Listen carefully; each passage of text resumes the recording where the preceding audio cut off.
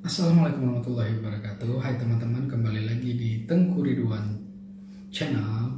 Dan kali ini kita akan membahas seorang wanita yang luar biasa, warrior, seorang ratu yang mengukir sejarah, yaitu seorang ratu pertama di daerah Afrika, yaitu di daerah Nigeria sekarang ini. Dan siapa beliau? Beliau adalah Ratu Amina dari Zaria. Nah, ia juga dikenal sebagai Ratu Prajurit. Mengapa bisa dikenal sebagai Ratu Prajurit? Nanti kita bahas di dalam cerita. Dan beliau adalah pertama yang memerintah sebuah kerajaan Afrika selama lebih dari 30 tahun pada abad ke-16. Wow. Beliau lahir sekitar tahun 1533 di Zazzau, sekarang disebut Zaria di bagian utara Nigeria. Dia adalah putri dari penguasa saat itu, yaitu penguasa yang ke-22. Jadi ayahnya adalah penguasa ke-22 dan dia anak yang pertama. Adiknya ada dua, yang pertamanya perempuan juga namanya Zaria, dan yang ketiga adalah laki-laki yang bernama Karam. Kerajaan Zazzau adalah kerajaan yang damai dan keluarganya memperoleh kekayaan mereka melalui perdagangan barang-barang kulit, kain, garam, berbagai logam, dan kuda. Di usia yang sangat muda, beliau sudah menampakkan ataupun memunculkan pengetahuan kepemimpinannya. Jadi kakek Amina ini membawa beliau di dalam pertemuan negara-negara bagian serta mendidiknya tentang pemahaman-pemahaman dan cara-cara mengambil keputusan yang baik dan benar. Dan di saat beliau umur 16 tahun, dia menjadi pewaris ibunya. Dan setelah kematian orang tuanya pada tahun 1566, saudara laki-lakinya Karama menjadi raja yang berkuasa pada saat itu. Dan Amina pada saat itu, dia mengasah keterampilannya sebagai militer dan beliau mempunyai bakat di situ sehingga beliau masuk di dalam satuan kavaleri.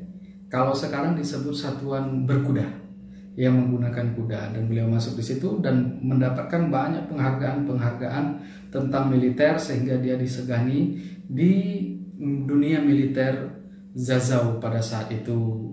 Dan tak berselang lama adiknya Karama yang menjadi raja saat itu wafat setelah 10 tahun lamanya menjabat menjadi seorang raja.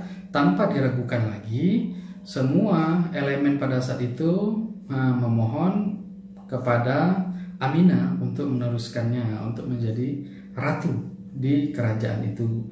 Dan 3 bulan setelah Amina dilantik menjadi seorang ratu di kerajaan Zazzau, beliau mengadakan ekspansi ataupun memperluas daerah kekuasaannya, yaitu beliau ini bukan untuk menambah wilayah kekuasaan, tetapi beliau mengamankan jalur perdagangan hingga ke pesisir Atlantik. Jadi dari kerajaan Zazzau ke pesisir Atlantik beliau amankan, beliau taklukkan sehingga pedagang-pedagang dari kerajaannya bisa dengan aman dan mudah ke pesisir Atlantik melakukan perdagangan, sehingga amanlah di seluruh wilayah Sahara pada saat itu. Dan diyakini juga bahwa dia memperkenalkan baju besi dan helm ke militer Zazzau, yaitu helm logam ya tentunya, kayak helm besi. Amina juga orang yang membangun tembok ini mengelilingi kota. Tembok itu bukan hanya sebagai kekayaan dan kekuasaan, jadi bukan cuma sebagai simbol kekuatan dan kekayaan saja, tetapi juga merupakan bagian dari strategi militer. Dan tembok itu pada saat itu dibangun sepanjang 15 km yang lebih terkenal dengan nama Ganuar Amina atau tembok Amina. Dan semenjak saat itu banyak lagi tembok-tembok yang dibangun untuk meniru daripada apa yang telah dia buat.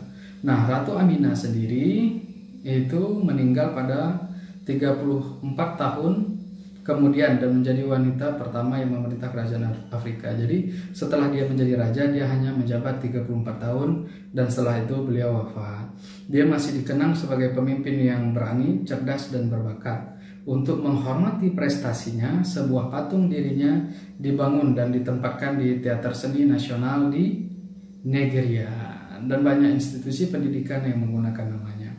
Jadi bagi teman-teman yang terutama perempuan ataupun wanita, jangan banyak mengeluh, tapi buktikan bahwasanya teman-teman juga bisa berprestasi, bisa menghasilkan ide-ide inovasi dan kreasi yang baru, karena di sejarah pada zaman dahulu pernah ada seorang wanita yang luar biasa, bahkan juga menjadi tentara kavaleri, tentara berkuda pada saat itu, yang dulunya dikira ataupun diperhitungkan hanya laki-laki yang bisa, tetapi beliau membuktikan wanita juga bisa, wanita juga mempunyai peluang yang sama di dalam berbagai hal gitu. Dan Ratu Aminah ini juga menginspirasi banyak wanita-wanita yang lain.